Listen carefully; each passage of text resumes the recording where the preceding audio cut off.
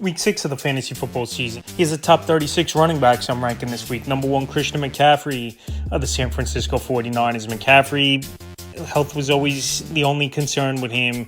And as long as he's on the field, he's a top 2, top 3 back, worst case scenario weekly. So this week in a great matchup at the Tampa Bay Buccaneers. I think CMC once again goes out there. He's going to get a lot of volume with a lot of injuries in the receiving room. And we saw last week he had the big game as well at the Los Angeles Rams. Number 2, Jonathan Taylor of the Indianapolis Colts. Jonathan Taylor, what a season it's been for him so far this year. Last week, a monster game versus the Vegas Raiders, scoring 3 touchdowns. And this week, another good matchup versus the Arizona Cardinals, a defense that isn't really all that great against the run this season. So with Taylor playing great football and this Colt offense, one of the better offenses in the league. This week, once again, I think he's a top-tier running back. Number 3, Bijan Robinson of the Atlanta Falcons, coming off the bye week. Atlanta getting a little bit healthy. I know this week a tougher matchup versus the Buffalo Bills, even though their defense has been middle of the pack at best this season. But Bijan, he's obviously a matchup-proof running back, could catch the football out of the backfield,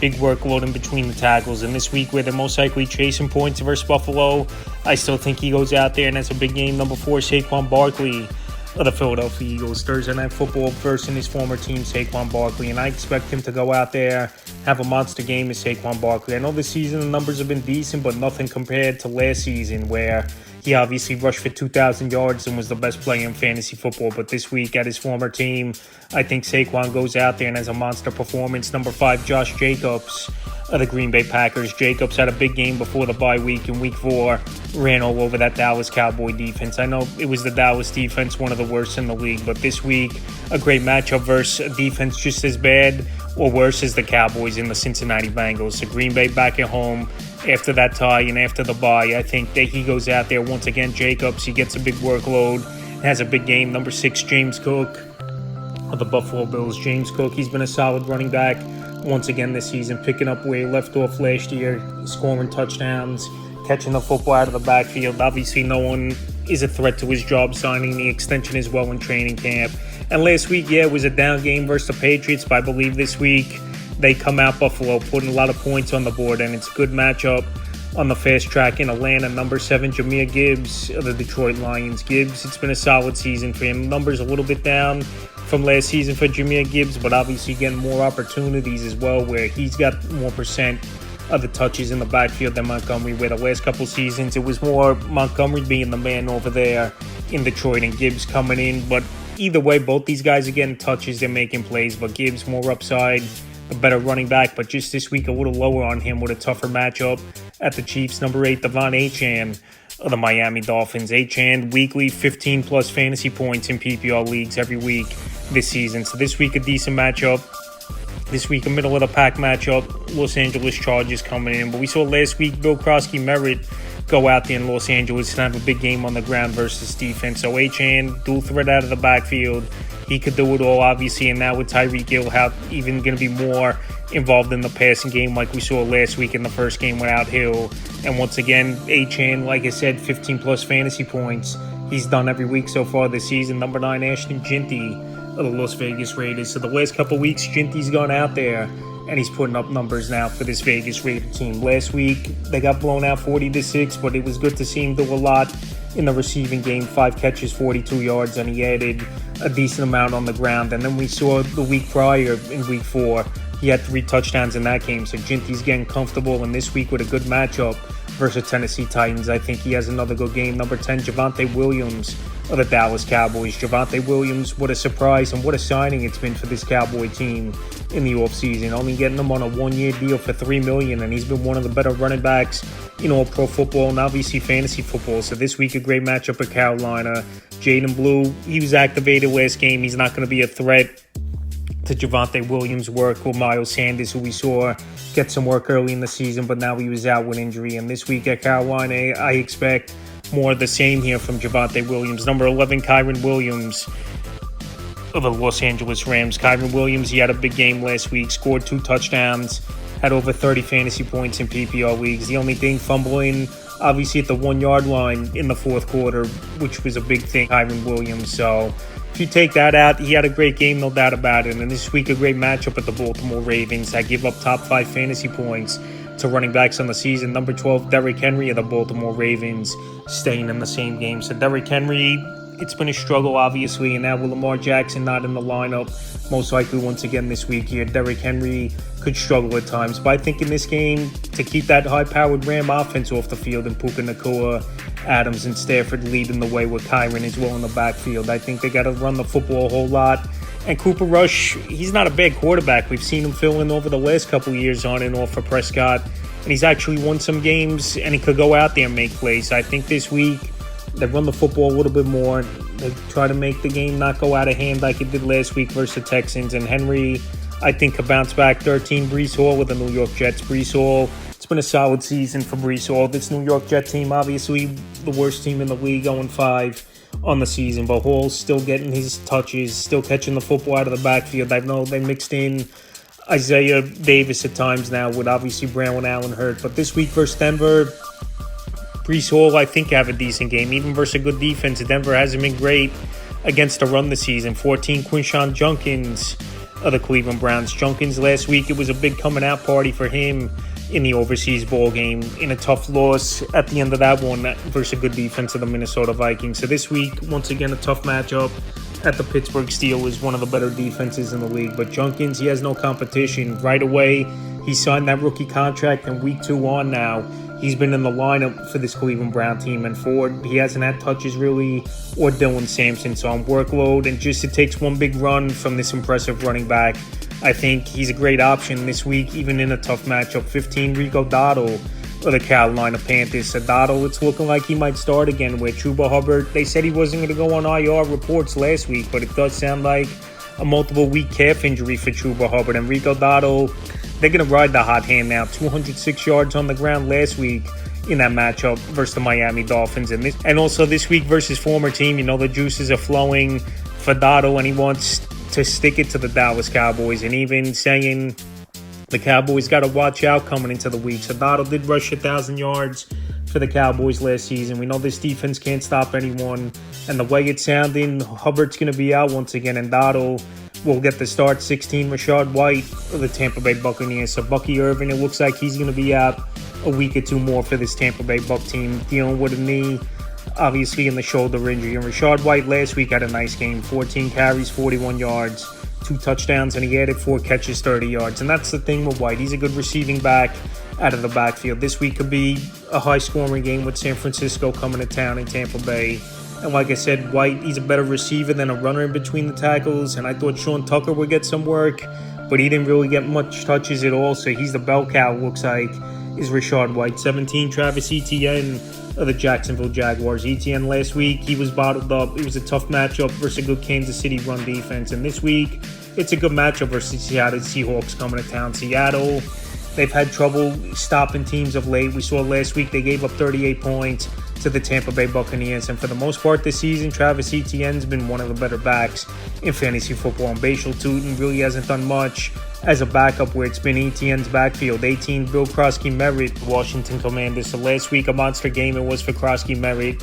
He went out there versus a pretty solid defense of the Los Angeles Chargers in Los Angeles, and he had a big game, over 100 yards, finding the end zone was Krosky-Merritt. And this week on Monday night, great matchup versus Chicago Bears, a defense that can't stop anyone for the most part. This could be a mini high-scoring game as well between these two teams. And Jeremy McNichols and Chris Rodriguez, they're not really taking work from Krosky-Merritt. The only thing we need to see a little bit more is catching the football out of the backfield. But now with Jaden Daniels back in the lineup, I think Krosky-Merritt, the value has gone up a little bit. 19, J.K. Dobbins of the Denver Broncos. This week, a great matchup versus the New York Jets in London. And J.K. Dobbins, we know health's always been an issue for him, but talent has always been there for Dobbins. And we saw it so far this season. He's going out there. He's putting up decent numbers. Last week, I thought he had a decent game, 15 fantasy points in PPR leagues versus a good defense at the Philadelphia Eagles. And this week, in a great matchup versus the Jets that can't stop anyone, I like Dobbins as a top 20 option. 20, Cam Scatterbo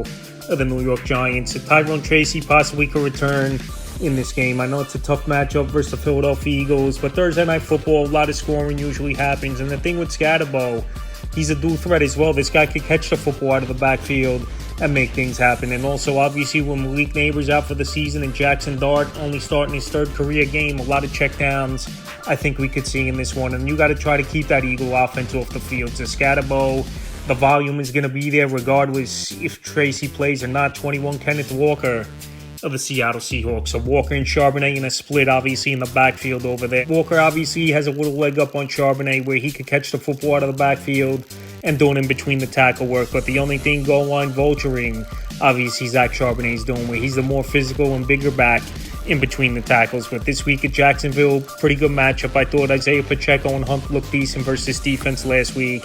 And Walker, he's a solid RB2 for fantasy owners this week. 22, Michael Carter of the Arizona Cardinals. Michael Carter, for a guy who's on the practice squad and stepped right into the lineup with the major injuries to James Conner and Trey Benson. He's the starter now over there in Arizona. Last week he had a solid game, 18 PPR fantasy points. And DeMarcado, he had a good chance of getting some work, but after running 77 yards and then dropping that football out before he crossed the goal line and touchback and got chewed out by the head coach, that's it for DeMarcado. So I think Michael Carter, he's going to get a lot of work, 75-80% of the touches, and work his way even in a tougher matchup into volume in Indianapolis. 23, Chase Brown of the Cincinnati Bengals. So Chase Brown the last 2 weeks, at least double-digit fantasy points in PPR leagues, but this offense has been rough over the last few weeks here, obviously with Joe Burrow out of the lineup and possibly out for the season for the Cincinnati Bengal team. But Chase Brown, the one thing with him, he's a good receiver out of the backfield, and there's no competition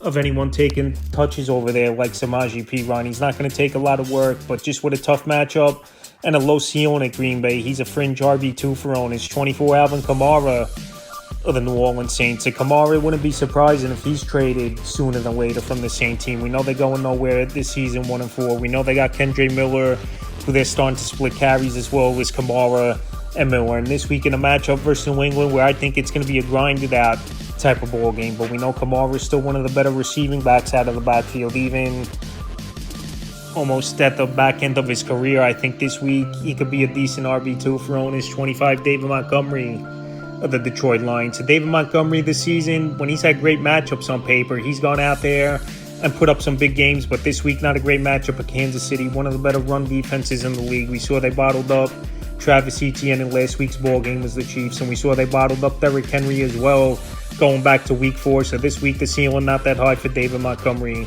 We know Jahmyr Gibbs, he's the main back over there, even though Montgomery's still getting about 40-50% of the touches weekly. But just like I said, the ceiling I don't think is that high, if especially he's not scoring a touchdown. 26, Jaylen Warren of the Pittsburgh Steelers. So right now we saw Kenneth Gainwell in that overseas game a few weeks ago have a monster performance versus the Minnesota Vikings. But Jaylen Warren's going to come back to the lineup.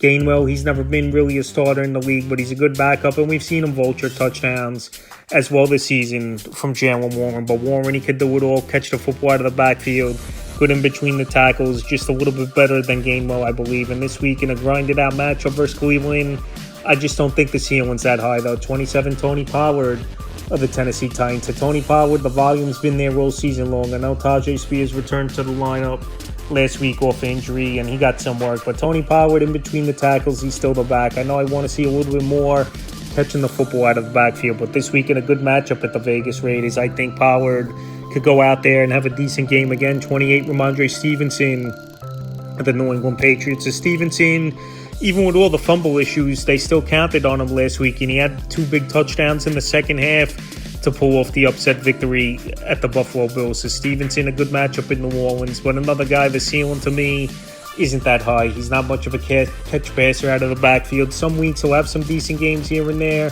but the fumbles have been an issue, and Trevion Henderson, I think, as the weeks go on, is going to get some work. 29, DeAndre Swift of the Chicago Bears. DeAndre Swift, his ceiling's not that high. He's had some decent games, and this week not a horrible matchup on Monday night at the Commanders, but there's a lot of running backs getting more volume, doing a little bit more in the backfields. And I feel like the Chicago Bear team's a pass-first team, and especially if they're trailing early and often, they're going to throw a whole lot. So Swift, just the ceiling to me isn't that great. 30, Trevion Henderson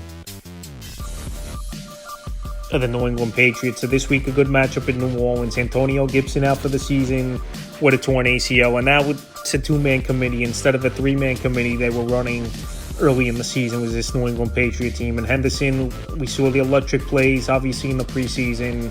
So far, we haven't seen much from him in the regular season, where it's been a backfield with a three-man committee, like I said. But this week in New Orleans, I have some hopes Henderson could go out there and make plays. But right now, I'm going to temper expectations. That's why he's at 31 Kareem Hunt of the Kansas City Chiefs. So Kareem Hunt, he's the goal line back. We've seen it over the last few weeks. 2 touchdowns last week at the Jaguars. And he could make a few plays in between the tackles. But this week, a very tough matchup versus the Detroit Lions. So pretty much, if you got Hunt in your lineup, you're going to bank on that touchdown. 32, Zach Charbonnet, the Seattle Seahawks. So Zach Charbonnet as well.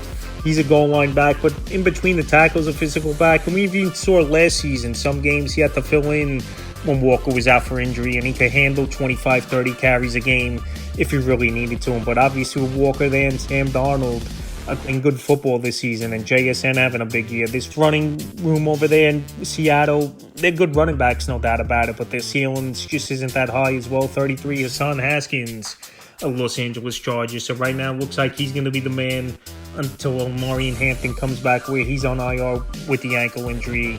And the thing is, why I think Haskins is going to be the guy in the early downs, he's been on the roster all season long, last season as well, and he's a more physical back than where Vidal's more speed and a pass-catching back out of the backfield. So this week it's a good matchup in Miami, but we have to see how this backfield shakes out, and we'll see if they bring someone else in off a free agent pool or in the trade is this Charger team. 34, Isaiah Pacheco of the Kansas City Chiefs. So Pacheco last week, I thought he looked good, looked a little quicker. Ever since that leg injury, he hasn't looked the same, but last week that burst was finally there.